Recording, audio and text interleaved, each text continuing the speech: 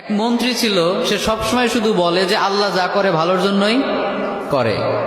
তো একবার রাজামশাইয়ের একটা আঙ্গুল কেটে গেল, কোন একটা কাজ করতে গিয়ে আঙ্গুলটা কেটে গেল।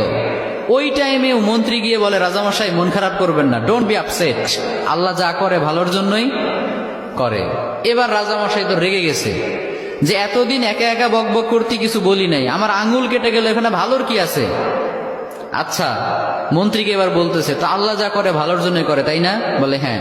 তো ঠিক আছে, যা, তোরে আজকে থেকে আমি জেলখানায় ঢুকিয়ে দিলাম। আল্লাহ যা করে ভালোর জন্যই করে, তার মানে জেলে যাওয়াটাও তোর জন্য ভালো। ঠিক আছে, যা, তোর মন্ত্রিত্বও কেড়ে নিলাম, জেলখানায় ঢুকিয়ে দিলাম। মন্ত্রী এবারও বলে, সমস্যা নাই, আল্লাহ যা করে ভালোর জন্যই করে।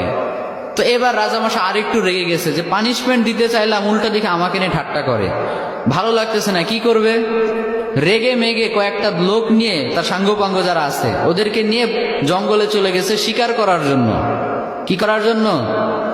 পশু শিকার করার জন্য। তো পশু শিকার করছে করছে, ইন দ্য মিন টাইম কয়েকটা লোক তাদের উপর হামলা করলো।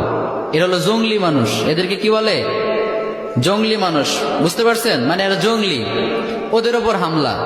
এই হামলা দেখে বাকি যারা ছিল রাজামশাই বাদে সবগুলো ভৌ দৌড়, এক দৌড়ে পলাই। চাচা আপন প্রাণ বাঁচা, নিজে বাঁচলে বাপের নাম, রাজামশাই মরলে মরুক, আমরা বাঁচি। আর রাজামশাই তো সুখে শান্তিতে বসবাস, দৌড়ানোর প্র্যাকটিস নাই। ওই আল্লাহর বান্দা একটু দৌড় দিতে না দিতে ধরা পড়ে গেছে। আর অন্যদের তো হেঁটে দৌড়ে অভ্যাস আছে, ওরা পালিয়ে গেছে। এখন রাজামশাইকে সবাই ধরে নিয়ে চলে গেছে এক জায়গায়।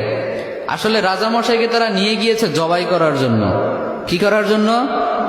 তাদের বিশ্বাস মতে প্রত্যেকটা বছর তারা তাদের দেবদেবীর উদ্দেশ্যে একটা করে মানুষ উৎসর্গ করে।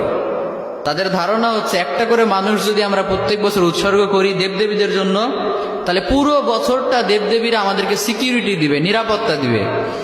তো ওই কারণে রাজামশাইকে নিয়ে গিয়েছে, শুয়ে দিয়েছে, জবাই করবে। এখন যেই না জবাই করতে যাবে, ইন দ্য মিন টাইম একজন চিৎকার করে উঠে বলে, স্টপ, থামো, একে দিয়ে হবে না।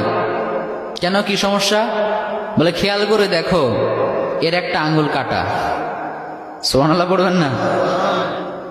আমাদের দেবদেবীদের জন্য উৎসর্গ করতে গেলে একেবারে পারফেক্ট মানুষ লাগবে, যার কোনো খুঁত নাই, কোনো খাত নাই। এই লোকের তো একটা আঙ্গুল কাটা, একে দিয়ে আমাদের কাজ হবে না, ওকে ছেড়ে দাও। সুবহানাল্লাহ পড়েন। রাজামশাইকে ছেড়ে দিল। রাজামশাই খুশিতে এক দৌড়ে এসে জেলখানায় এসে মন্ত্রীকে বলে, মন্ত্রী মশাই, আপনি ঠিকই বলছিলেন, আল্লাহ যা করে ভালোর জন্যই করে। কিন্তু একটা জিনিস আমি এখনো বুঝলাম না, আমার আঙ্গুল কাটার কারণে না হয় আমি বেঁচে গেলাম, তার মানে আল্লাহ যা করে ভালোর জন্য করে, বুঝলাম। তা আপনাকে যে জেলখানায় দিলাম, এখানে আপনার কি ভালো, এটা তো বুঝলাম না। মন্ত্রী মশাই বলে, রাজামশাই এখনো বুঝেন নাই? আচ্ছা বলেন তো, আমি যদি আজকে জেলে না থেকে বাইরে থাকতাম, আপনি শিকার করতে কাকে নিতেন সাথে? বলে, তোমাকেই তো নিতাম। তো আমি যদি আপনার সাথে যেতাম আর আমাদের উপর যদি আক্রমণ হতো, আমি কি আপনাকে রেখে পালাতে পারতাম? আমি তো আপনাকে নিয়েই পালানোর চেষ্টা করতাম। ফলে দুইজনই যদি ধরা পড়তাম, আপনার আঙ্গুল কাটার কারণে আপনাকে তো ঠিকই ছাড়তো, কিন্তু আমারে তো কোপা সানসু কোপা, কারণ আমার তো শরীরে কোনো খুঁত নাই। তার মানে আল্লাহ আমাকে কয়েক ঘন্টার জন্য জেলে ঢুকিয়ে চিরস্থায়ী মৃত্যুর হাত থেকে বাঁচিয়েছে। পড়েন সুবহানাল্লাহ। তাহলে এবারও বোঝা গেল যে আল্লাহ যা করে ভালোর জন্যই করে।